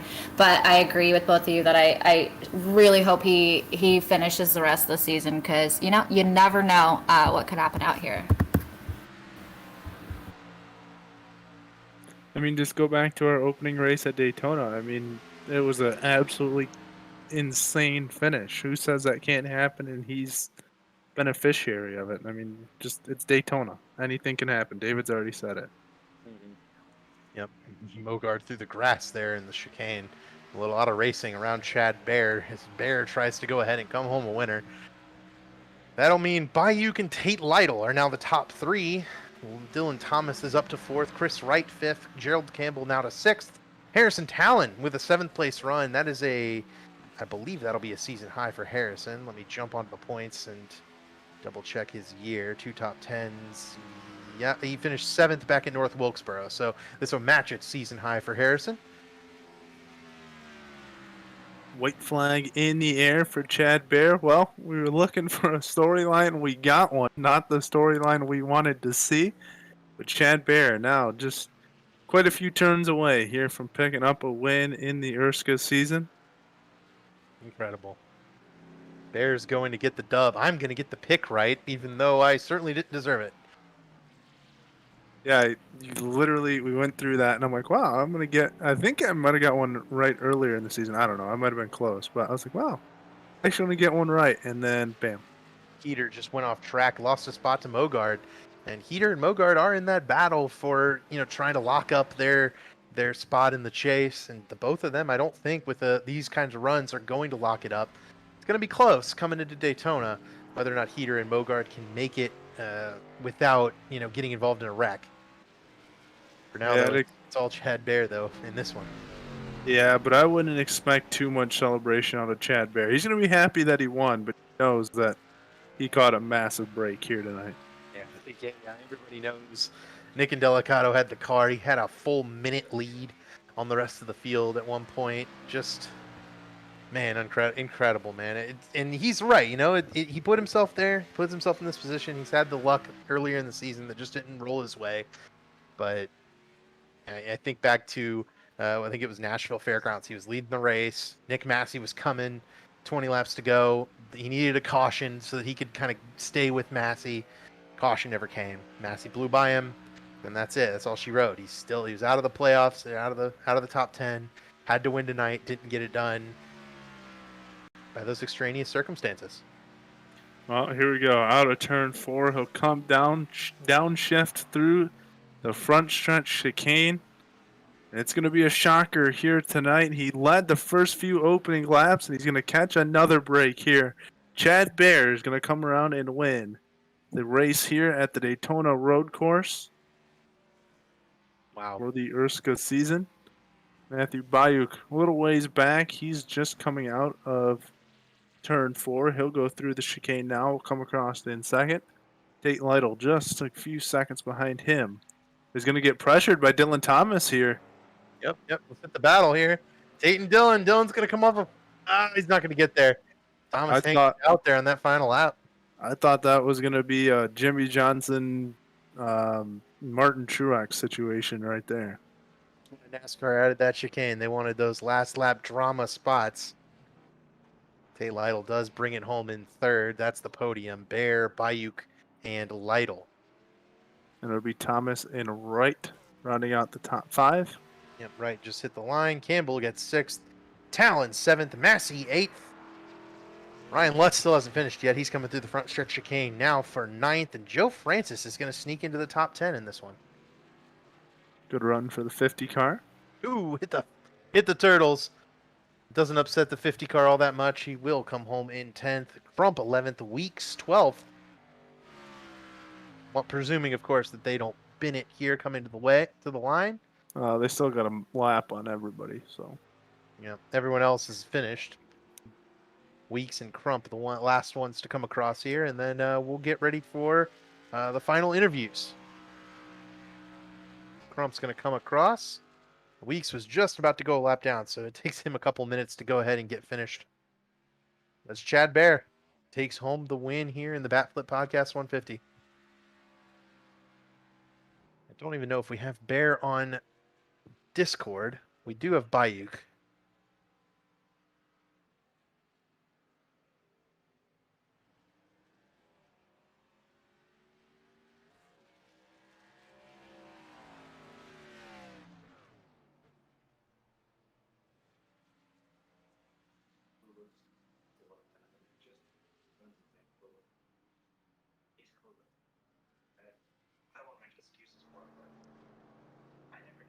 All right, we got Tate Lytle in the waiting room. Let's bring up the third place finisher and send it down to Emily. Hey, Tate, do you have a copy? All right, well, this one had quite the shakeup with the last few laps to go, but you managed to get in there in that third spot. So I just want to start by hearing your thoughts on how this one went for you tonight. Yeah, I felt like I probably had 5th or 6th place speed, but I just was pretty disciplined and was able to make a lot fewer mistakes than a lot of those guys. I mean, I think you saw their last couple laps. Dylan kind of turned it on and was able to catch me, but just made sure I kept it on track and was able to hold him off. But 3rd place on a road course, following up a 2nd place on a dirt track. It's been a good couple weeks for me. Yeah, you have had a good couple weeks. And How did you feel about this one tonight? Because I know this road course, we don't see too much of it here. So what were your thoughts on just, being able to eliminate those mistakes and run a pretty clean race? I mean, it's just I was surprised I was able to be honest. I didn't get any practice. My only lap before the race was my one lap in qualifying. Granted, I've had hundreds of laps on this track before, but not necessarily in this car. But I mean, that experience definitely paid off because I was able to keep it on the track. I'm not sure what happened. I think the 01 and the 8 got into it or something, and the 01 blew up. But I'll take a podium any way we can get them.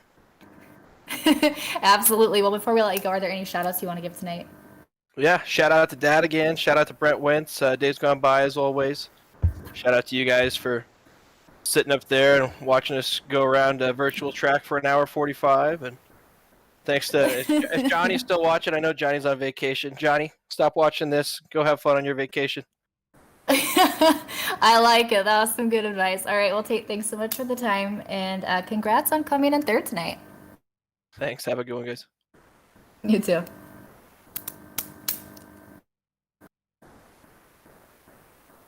All right, and after Tate, we'll bring in. We'll probably bring in Matthew Bayuk. Bayuk's doing it. We'll bring in race winner Chad Bear. Hey, Chad, do you have a copy?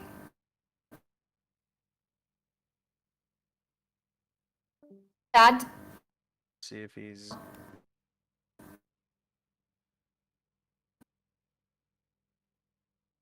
For one more time.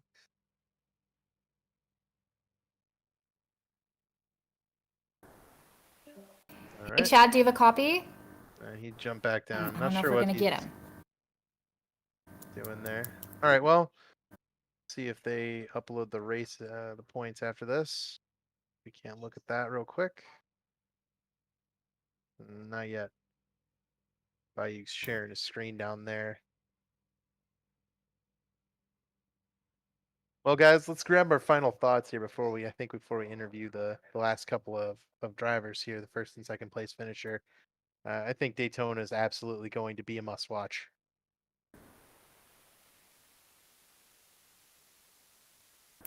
I absolutely agree with you. After the way that this one went tonight, especially with Nick and what happened there, these last couple of races obviously are very important to a lot of these guys. So I'm excited for it tomorrow. Again, I'm echoing you, David, that I hope Nick does come back. Because like you said, I think it's going to be a great one to watch tomorrow, and next week, and anything can really happen, as we've seen time and time again here at ERSCA. Yeah, it's going to be very exciting. We thought Indelicato was in. It's a very big disappointment for him, but points race could be interesting. We get to Daytona, things can happen. Some guys are going to be desperate to get in. I think everybody should come watch. Yep, I think it's going to be an absolutely incredible race. Daytona is the kind of track that's it's a crazy race waiting to happen, and we've got so many guys who need the points after tonight between Indelicato, Adams, and Cameron Rich. All these guys are going to need to be fighting for every point they can get, and it's going to create a real bloodbath, and then it's going to be a fun race, I think. So with that, let's try to get Bear or Matthew Bayuk in here for this final interview. We'll try and Bayuk here. He's not sharing his screen anymore. Hey, Matthew, do you have a copy? Absolutely, I do.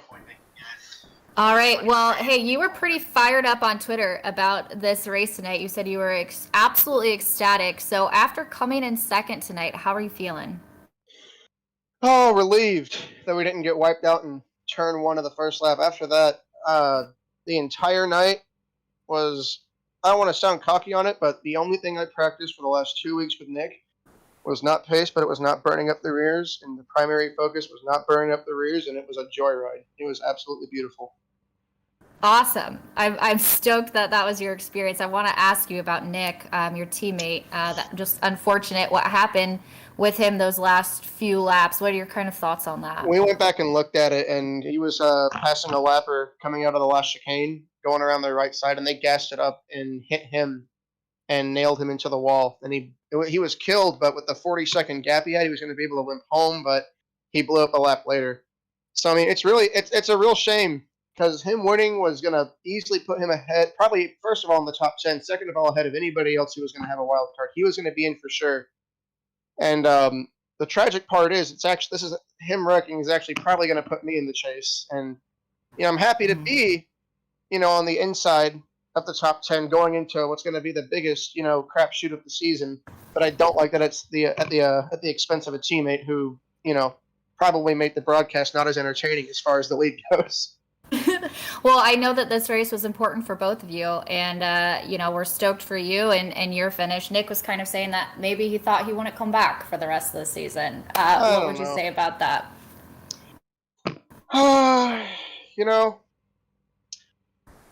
He definitely probably wants to race for a championship. I wouldn't put it past him, but considering we all, there was an entry fee to get in, I definitely don't see him skipping out on the rest of the season. He'll be back at Daytona and try to win it next week, and he's just gonna have to. Well, we're both gonna have to get in the hard way. I'm not safe. We're just gonna have to get in the hard way. I don't think he's done. Right. Just I was gonna ask you. Yeah. For sure. Absolutely. What are your kind of feelings for the rest of this season? I know you said you're not safe. You have to do a lot of work. So where are you kind of at for this next race? For Daytona, I mean, we've done a good job on the plate tracks. We've been hanging on both the plate tracks so far. We've been hanging back, and I've been trying to get to the front for the end of the first stage, which worked out well at Talladega. And it's going to be the exact same game plan going forward. I'm just going to try to hang back, try to grab the stage points, and just try to keep it in one piece until the end, and then we'll see what happens. And as for the rest of the chase, it's going to be fun. A lot of fun tracks in there. I hope we can be able to run them looking for a championship. Yeah, well, it worked out pretty well for you tonight. Before we let you go, are there any shout-outs you would like to give? Absolutely. First of all, Nick, because I feel bad. Also, he was monumental in helping me prep for this race. He showed me a lot of things going around here that really helped me separate myself, and he was instrumental in that. We've been being called teammates all season. It was actually only official about 2 weeks ago. Him, myself, and Seth Rawls started up Shift Esports, so I think Shift Esports. Go follow them on their social media panels. Great little team we're starting up here. And also Seth Rawls and SR Design for the beautiful paints he's been putting on for Nick and I all season. Awesome. Well, Matthew, thanks so much for your time. You were my pick to win tonight, so I'm stoked for you. Congratulations. You did. All right. Congratulations on coming in second tonight. Thanks for the time. Thank y'all so much. Good night. Yeah, that's Matthew Bayuk, our second place runner, and now we'll bring in race winner Chad Bear. Hey, Chad, do you have a copy?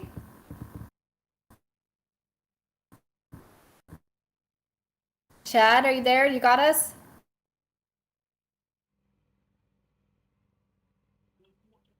I don't know, guys. I want to talk to him so bad, but I don't know if we're going to get him. Yeah, let's see if he can get it going here. Chad, you got us?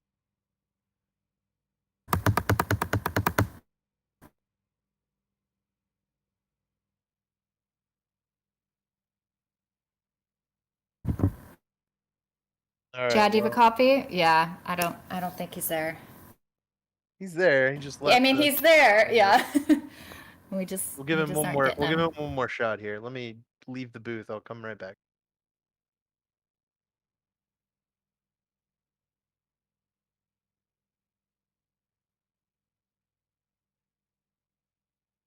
All right, I heard him down there, so let's see.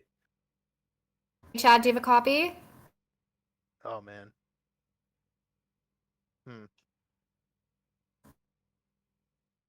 Tim, Is Johnny in our waiting room? Tim, can you switch with me down, or switch with us down to the waiting room? Yeah, let's do that.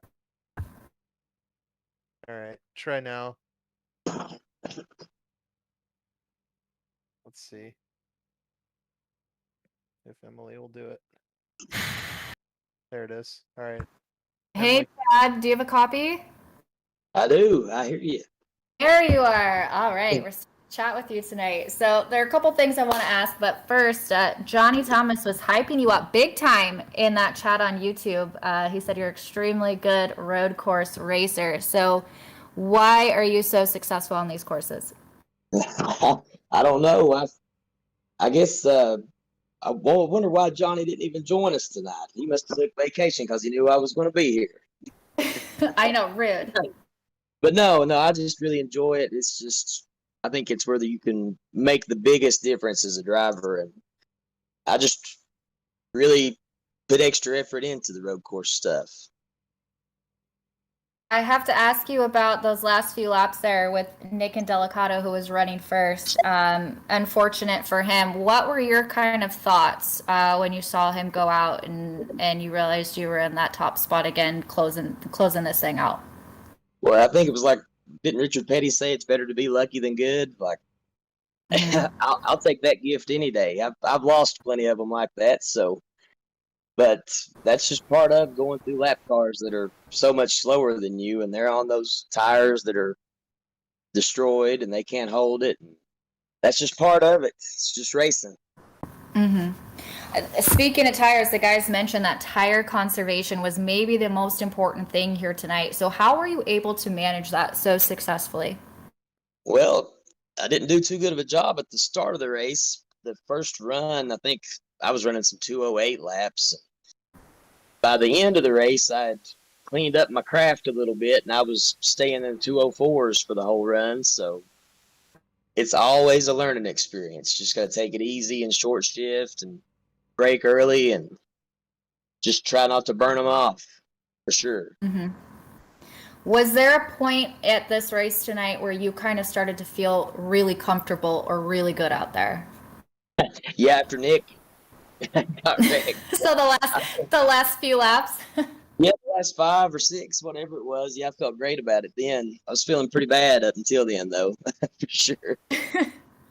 Fair enough. Well, before we let you go, are there any shout outs that you would like to give? I just like to say hi to my family that was watching and a couple of friends I know that tuned in, and appreciate Johnny with Erska and everybody with Belly Up Sports that puts this stuff on. It's a really cool thing to do. I enjoy it. Awesome. Well, thanks so much for the time tonight, Chad, and congratulations on the win. Thank you, Emily. All right, and with that, we'll just close out the broadcast here. This has been David Westergreen, Dom Santina, and Emily Harlan for Belly Up Sports. Tune in next week, guys. Daytona.